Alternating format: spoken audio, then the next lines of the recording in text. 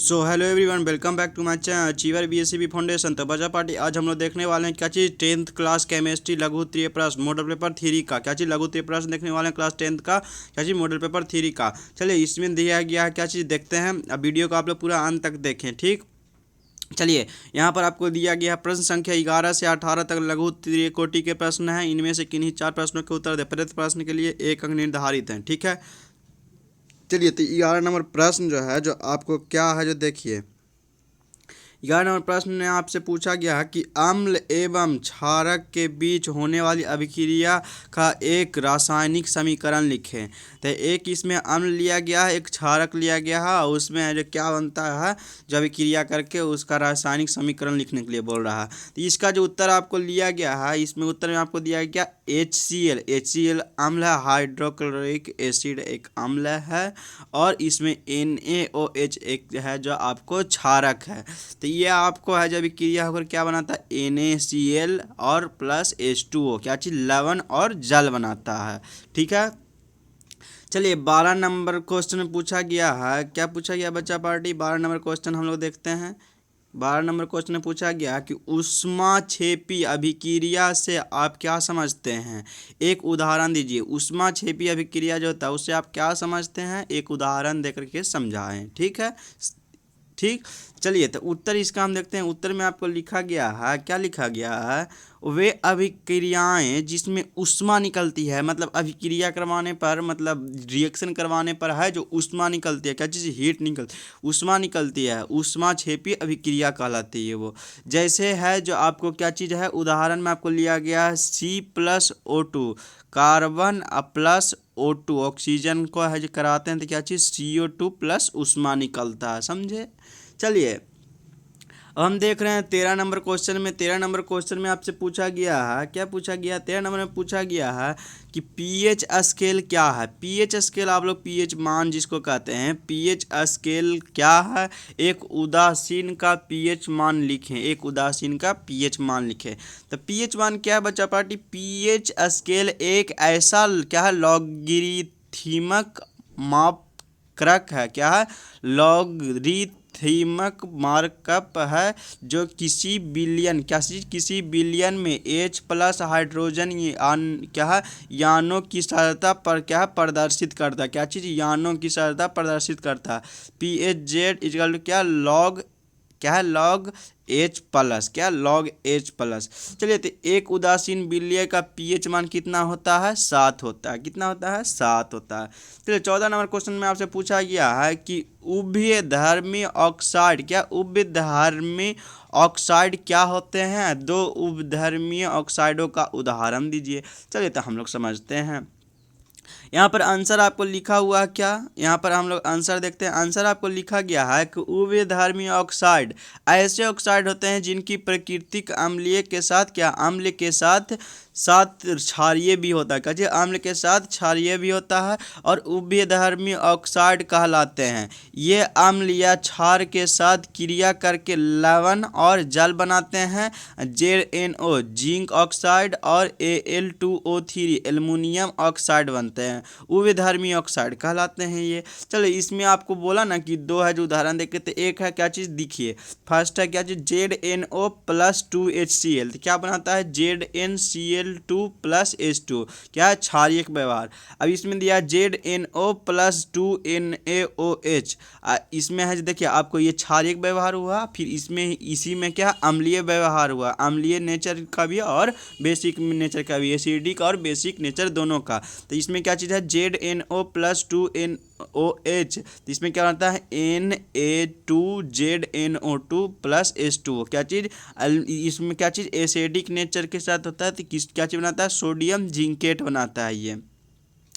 चलिए अब आगे हम लोग बढ़ रहे हैं। सेकंड जो उदाहरण है, सेकंड में आपको दिया Al2O3 6HCl, तो इसका क्या बनाता है, ये जो है आपको बेसिक क्षारीय व्यवहार है, बेसिक नेचर। इसमें आपको बनाता है क्या 2AlCl3 प्लस क्या है 3H2O बनाता है। और इसमें देखिए अम्लीय नेचर में, तो इसमें है जो आपको क्या चीज़ बनाता है Al2O3 Al2 प्लस 2NaOH बनाता है क्या क्या है 2NaAlO2 प्लस H2O, तो सोडियम मेटा एल्युमिनियम है जो आपको बनाता है। चलिए 15 नंबर क्वेश्चन में आपसे पूछा गया, क्या 15 नंबर क्वेश्चन में आपसे पूछा गया कि आयनिक क्या है, आयनिक क्या बोल रहा है बच्चा पार्टी, आयनिक यौगिकों का गलनांक क्या है, गलनांक उच्च क्यों होता है। तो इसका जो आपको आंसर है क्या, आयनिक यौगिकों को धनायन एवं ऋणायन परस्पर प्रबल अंतर्यानिक आकर्षण बल द्वारा जुड़े होते हैं। अंतः बंध संकुलित आकृति को तोड़ने के लिए बहुत अधिक ऊर्जा की आवश्यकता होती है, इसलिए इन यौगिकों को गलनांक क्या है, गलनांक ऊर्जा क्या है, ऊंचे होते हैं। क्या चीज़, गलनांक ऊंचे होते हैं, समझे। चलिए अब देख रहे हैं 16 नंबर क्वेश्चन में पूछा है कार्बन डाइऑक्साइड CO2 की इलेक्ट्रॉन बिंदु संरचना। तो ये इलेक्ट्रॉन बिंदु संरचना बनाने के लिए इसमें बोल रहा था, इसमें देखिए कार्बन डाइऑक्साइड की बिंदु संरचना आपको बनाया गया है। ये आपको कार्बन है बीच में, क्या है, कार्बन। तो कार्बन कितना, 1 2 3 4 इलेक्ट्रॉन इधर और 4 इलेक्ट्रॉन O2 से इसमें है जो देखिए ये है, फिर आपको O2 है, तो कितना कार्बन में क्या चीज़ होता है ना जी, CO2 जिसको बोलते हैं। तो इसमें क्या चीज़ होता है, O+1 C+1O होता है जो आपको इसका है जो स्ट्रक्चर है। और इसमें क्या चीज़, इसका इलेक्ट्रॉन बिंदु संरचना क्या है, यही है आपको इलेक्ट्रॉन अथी CO2 का क्या चीज़, इलेक्ट्रॉन बिंदु संरचना है, आपको क्या चीज़, संरचना है।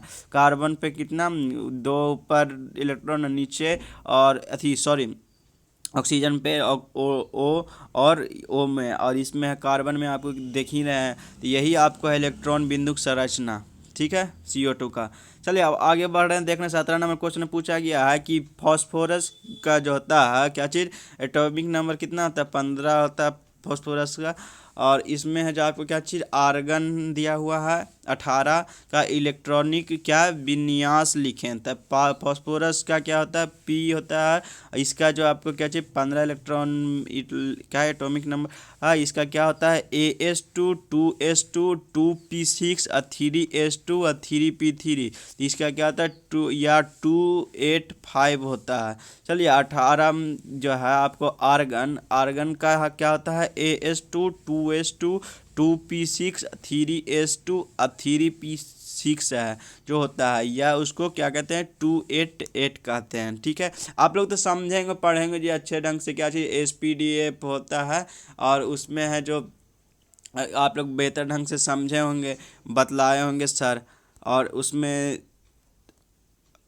आप समझ गए हैं बेहतर ढंग से, तब इसको है जो आराम से लिख सकते हैं। और देखिए 18 नंबर क्वेश्चन में आपसे क्या पूछा गया है, 18 नंबर क्वेश्चन में आपसे पूछा गया बच्चा पार्टी कि विस्थापन एवं द्विविस्थापन अभिक्रियाओं से क्या अंतर है, मतलब क्रियाओं में क्या अंतर है, इन अभिक्रियाओं के समीकरण लिखिए। तो इसका जो है विस्थापन अभिक्रिया, जब कोई एक तत्व दूसरे तत्व को उसके यौगिक में से क्या विस्थापित कर देता है, तो ये वह विस्थापन अभिक्रिया होती है।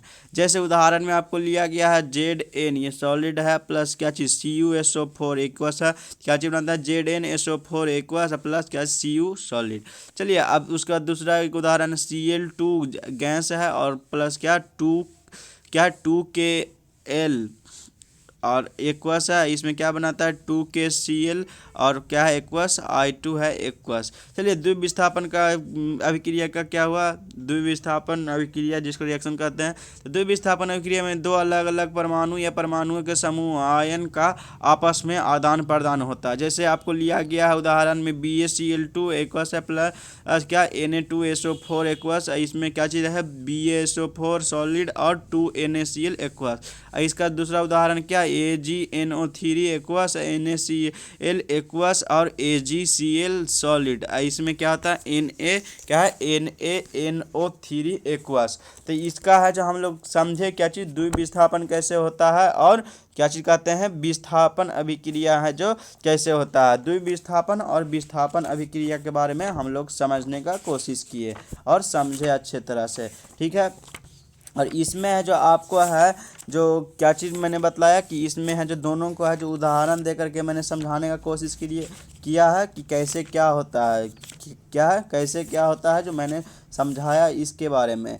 आप लोग है जो एटॉमिक नंबर, ये जो आपको क्वेश्चन पूछा था, इसमें आप तो जानते होंगे एटॉमिक नंबर परमाणु संख्या भी कि किसका कितना होता है, कैसे निकलता है, और इलेक्ट्रॉनों की संख्या कैसे निकलती है। और इसमें जैसे आप लोग को बतलाया गए होंगे, सर को बतलाए होंगे जहाँ पढ़े होंगे क्या चीज़। और जैसे ऑर्बिट होता है तो इसमें क्या चीज़, परमाणु के नाभिक के चारों ओर इलेक्ट्रॉन क्या है विभिन्न वृत्तीय पथों पर घूमते रहते हैं। इन वृत्तीय पथों को कक्षा या सेल कहते हैं या ऊर्जा स्तर कहते हैं। इन्हें क्या KLMN इत्यादि से निर्देशित किया जाता है। क्या चीज़, ऑर्बिट जो होता है इस टाइप के होता है ना जी, यहाँ पर ऐसे होता है ऐसे होता है, जिसको एक को बोले के बोले और एल बोले एम बोले, ऐसे करके है जो डेनोट किया, आपको समझाए होंगे सर।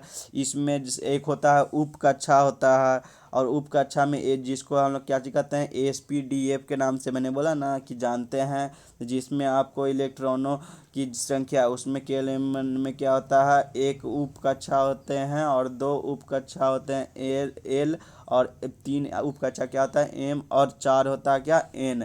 इसमें इलेक्ट्रॉन अधिकतम संख्या क्या चीज़, S उप कक्षा में 2, और P उप कक्षा में 6, और D उप कक्षा में 10, और F उप कक्षा में क्या चीज़ 14 होते हैं। तो इसी तरह जो इलेक्ट्रॉनों का है जो क्या है विन्यास निकाला जाता है, तो क्या चीज़, जिसको हम इंग्लिश में क्या कहते हैं, इलेक्ट्रॉनिक कॉन्फ़िगरेशन कहते हैं। क्या चीज़, इलेक्ट्रॉनिक कॉन्फ़िगरेशन कहते हैं। तो इसमें क्या चीज़, विभिन्न कक्षा तथा उप कक्षाओं में क्या चीज़ इलेक्ट्रॉन के वितरण को इलेक्ट्रॉनिक विन्यास कहते हैं। जैसे आप लोग समझे कि कैसे क्या होता है, निकलता है जो। तो इसमें है जो आप है जो पूरा मन लगा के पढ़ाई कीजिए और बेहतर ढंग से, और आप लोग का जो एग्ज़ाम है उसी शेड्यूल पे होगा। तो आप लोग है मन लगा कर पढ़ाई करते रहें, इधर उधर झूठ मूठ के चक्कर में नहीं पड़े कि आपको है जो डिले किया जाएगा, चाहे ये होगा वो होगा। ठीक है, मन लगा के पढ़ते रहें। सी यू सून बच्चा पार्टी, बाय।